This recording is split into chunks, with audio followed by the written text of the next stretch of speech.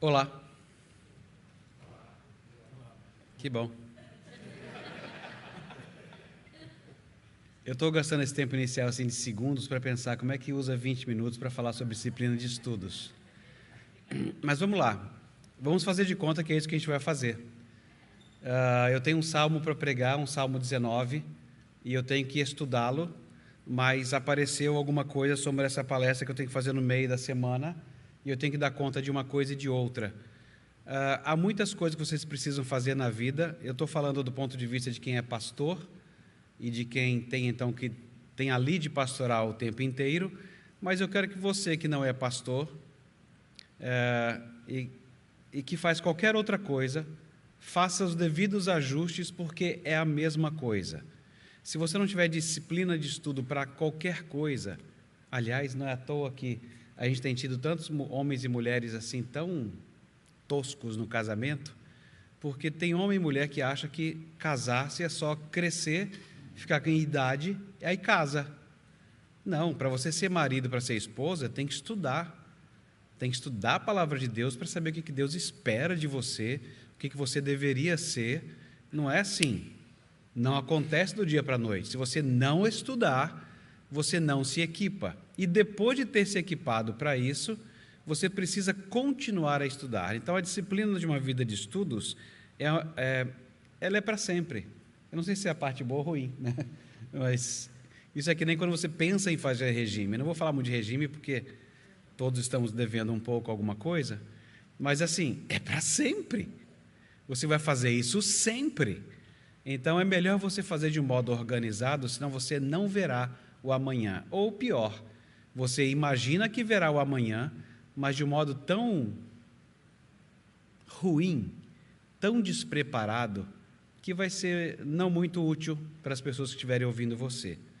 A vida de estudo de um pastor, e eu quero falar mais especificamente disso, e vocês adaptem para quem quiser, você precisa repassar como bons jogadores de basquete. Você tem que treinar os fundamentos o tempo inteiro. Mas eu vou quicar a bola? Eu falei, meu amigo, é isso aí, você vai quicar a bola. Então, você tem que fazer os fundamentos o tempo inteiro.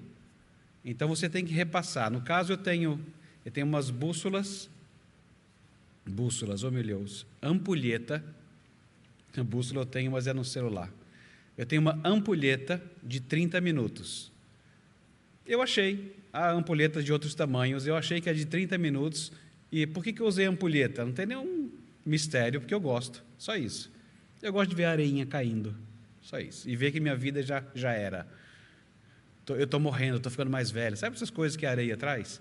De ver passar o tempo e você não fez nada. Enfim, eu gosto daquela condenação que o relógio traz. Então, aquela ampulheta de 30 minutos para mim é a minha referência.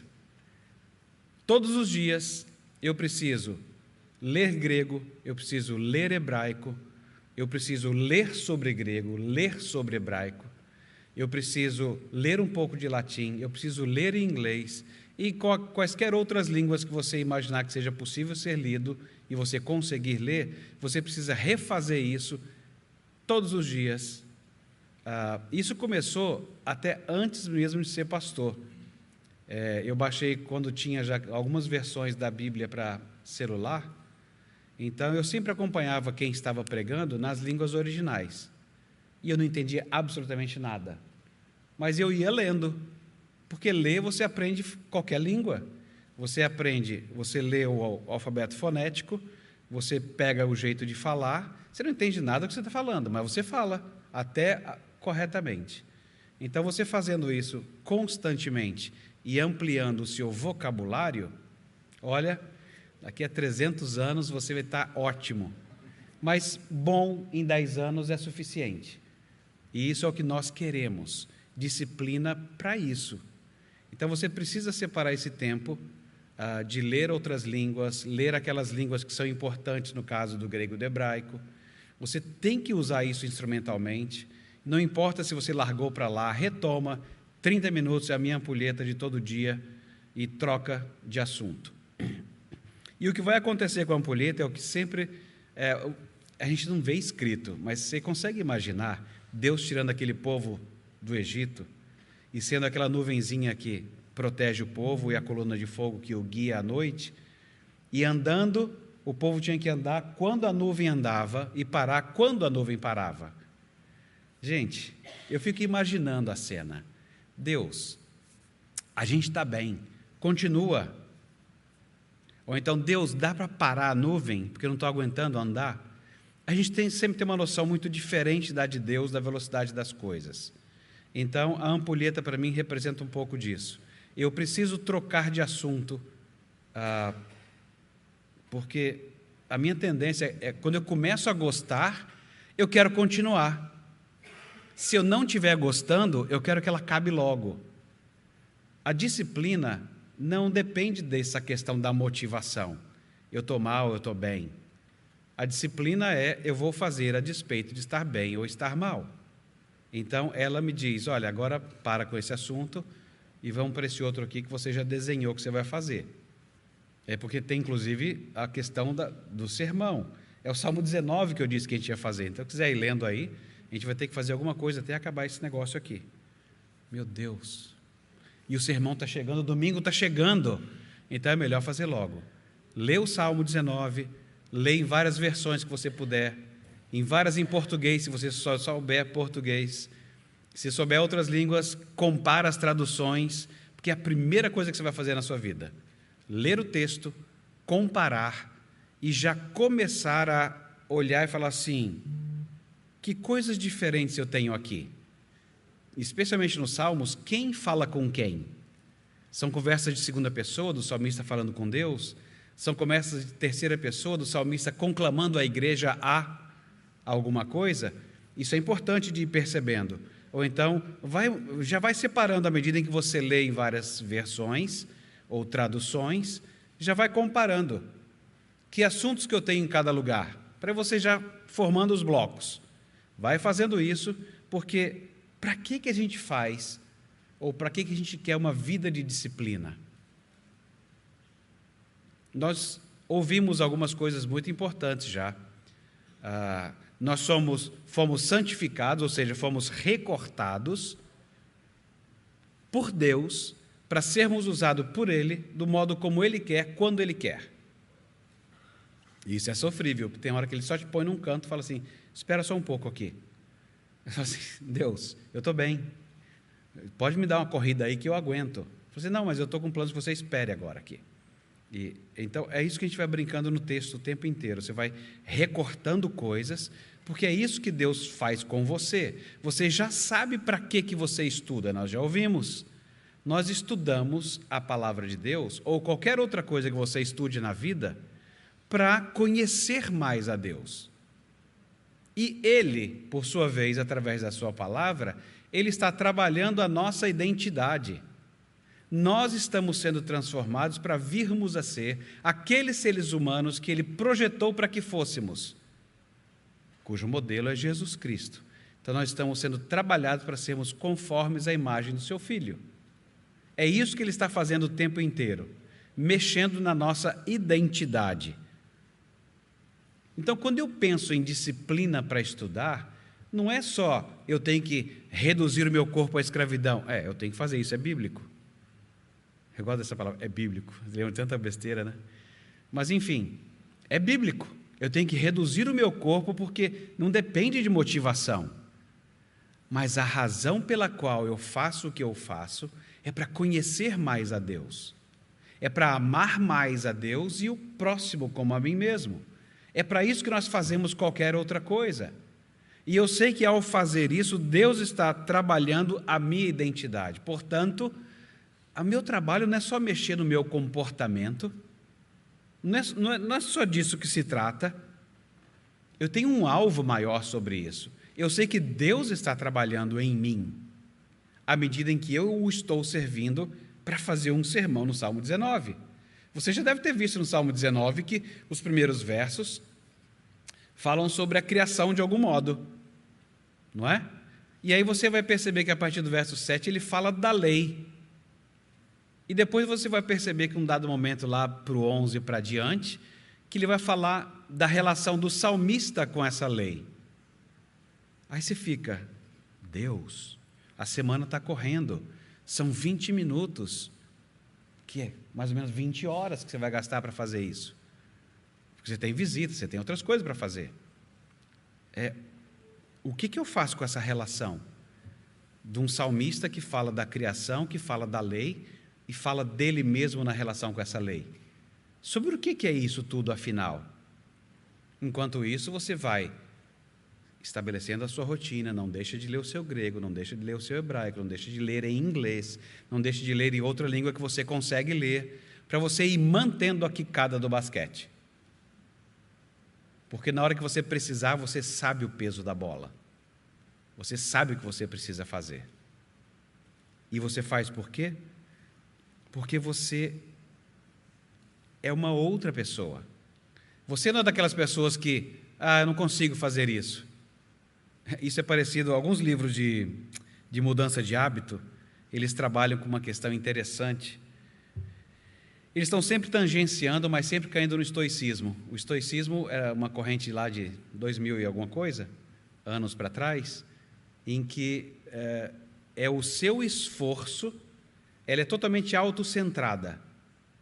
Eu conquisto esse domínio próprio, porque eu vejo, primeiro, que o mundo é muito desagradável, e que se eu for por esse caminho ou aquele, eu vou ver coisas mais desagradáveis. Então, eu vou me conter para ter só aquilo que é necessário. A pessoa pode fazer isso, e tem muitos que conseguem sem Deus, para pecado deles mesmos. Porque se não é para a glória de Deus, não é movido pela coisa certa. Então, é possível até fazer isso. E os livros de hábito vão tratar muito sobre isso. Sobre, um deles que eu comentei fala assim, 2 pessoas pararam de fumar. E então uma pessoa oferece um cigarro para os dois, e um deles fala assim, não, obrigado, eu estou tentando parar de fumar. E o outro responde, não, obrigado, eu não sou fumante. E aí o autor diz assim, está vendo? Ele já se enxerga de outro jeito. O outro ainda se enxerga como fumante, que está se esforçando. O outro já se vê como uma outra pessoa. Aí eu falo assim, que interessante, porque tudo isso tem os cacoetes da verdade bíblica. Não é isso que Deus fala, que nós somos uma nova criação? E sendo nova criação, eu devo estar movido por alguma outra coisa. Eu já não sou mais escravo do pecado e tudo mais, as passagens que vocês conhecem por aí. Eu não sou mais escravo do pecado. Não é ele que me guia. Então, eu sei disso, eu vou repetir essas coisas a despeito das minhas motivações. Porque tem aquele dia que você fala assim, imaginar, né, reverendo Luciano, que a gente está sempre disposto a querer pregar, não é? Ninguém precisa saber disso, né? Mas tem dia que você fala assim, rapaz, se desse para pregar um outro dia, hoje, especialmente hoje, está muito difícil. E isso acontece. É uma motivação zero para fazer aquilo naquele dia.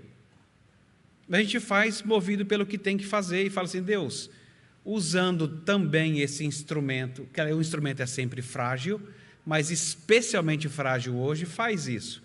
E você consegue fazer isso por causa dessa disciplina diante do Senhor, de fazer rotineiramente as coisas, mas não para simplesmente reduzir o seu corpo à escravidão, mas por causa daquele que te reduziu. É por causa dele. É porque, à medida em que isso acontece, ele vai trabalhando a minha identidade. Ele já fez isso de uma vez, mas você vai percebendo isso meio que a prestação. Enquanto isso, o Salmo 19 vai andando, você foi vendo os blocos e fala assim, o que eu faço com isso aqui agora? Eu já li várias vezes, eu já vi essa coisa da criação, eu já vi essa especificidade da lei do Senhor, eu já vi tudo isso, o salmista falando da lei, mas como é que eu junto tudo isso? Eu quero poder dar uma resposta, assim como as pessoas perguntam de filmes, sobre o que o Salmo está falando. Eu quero dizer assim, o Salmo está falando sobre... tem umas coisas de criação, tem umas coisas de lei, tem umas coisas do relacionamento dele, mas eu quero poder chegar num lugar, Senhor. E isso demanda disciplina, de reolhar o texto de novo e de novo. E aí você vai usar, para quem tem as ferramentas, vai ficar cavando as coisas. Tem muitos paralelismos, não tem grupo de palavras. Aí você percebe, fala assim, isso, ainda bem que você falou palavra, porque o Salmo tem esse negócio até o fim, do começo ao fim.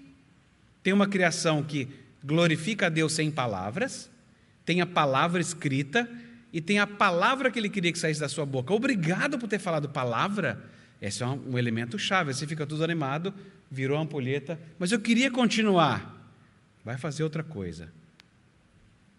Pode ser que você use 3, 4 ampulhetas, dê 3, 4 viradas. Você não é obrigado a levantar todas as vezes. Aliás, você não é obrigado a nada, porque nada disso está escrito em tábuas de pedra. Você vai se adaptando a isso. Simplesmente é porque, quando você gasta muito tempo com um texto, você não consegue ver mais. Você precisa levantar. Eu levanto ou para encher a paciência do pastor Emílio, do pastor Marcel, ou eu levanto para poder falar com a mulher da limpeza, ou eu levanto para tomar sol lá fora e conversar com o lavador de carro. Porque são pessoas que te trazem para a realidade, entendeu? Que estão falando, enquanto você está resolvendo um problema do texto, ele está resolvendo um problema da vida dele. E eu quero ouvi-lo e pegar sol, mesmo que seja um dia muito quente. Por quê? Porque eu preciso de sol. E eu preciso não pensar naquilo que eu estava fazendo. O tempo está correndo, eu tenho 2 minutos e eu tenho que chegar em algum lugar. Aí eu falo assim, Deus, esse negócio de palavra foi bem legal, achei bom ver essa costura, mas eu tenho que conseguir responder. Sabe aquela grande pergunta lá do famoso escritor Haddon Robinson, da grande ideia? Qual é a grande ideia, afinal? Aí eu falo assim, então tenta fazer a pergunta que nem o Robinson faz. O Salmo não começa assim? Os céus declaram a glória de Deus. E se você perguntasse, porque essas perguntas você vai testar até ver se funciona. Se não funcionar, refaz a pergunta. Levanta, vai ao banheiro, volta, lê o texto de novo, refaz a pergunta. E se você perguntasse para o texto assim, quem é que declara a glória de Deus? Quem é que glorifica a Deus? Se eu perguntar assim, quem é que glorifica a Deus? Aí você lê no Salmo e fala assim, a criação glorifica, a palavra de Deus glorifica. E lembrando que a gente está no Salmo do lado de cada cruz, né? O pós-cruz. Então, se você trocar a lei do Senhor por Jesus Cristo, vai dar muito certo. Ela é quase uma tipologia, ela aponta para alguém. O fim da lei é Cristo, o cumprimento dela é Cristo. Então, se você colocar Cristo restaura a sua alma, Cristo é agradável, aí você vai, opa! Aí você fala, bom, quem glorifica a Deus? Bom, a criação faz isso, a sua lei faz isso, e a pessoa que confessa o seu pecado faz isso, movido pela lei. Aí fala assim, então eu gostei dessa pergunta, dá para trabalhar agora e falar assim, quem sabe eu posso responder agora, por causa da minha disciplina de estudo, falar assim, eu acho que é sobre isso, o Salmo 19. Quem glorifica a Deus? A criação, a sua própria palavra e aquele que a utiliza para poder confessar pecado. Você vê a manifestação da glória de Deus em cada uma dessas etapas. Afinal, o que o salmista quer é o que todos nós queremos ao estudar. A gente quer entrar para o grande coral e a gente quer timbrar com a nossa voz, constrangido de ver uma criação que o glorifica sem palavras e por uma lei que o glorifica perfeitamente, a gente se constrange e fala assim, Deus, eu queria tanto poder abrir minha boca e ser que nem essas coisas que glorificam o Senhor, sem palavras e mediante a palavra escrita, e hoje encarnada. Me ajuda. Não é isso que a gente quer? Deus nos ajude, portanto, na disciplina, na vida de estudos. Amém.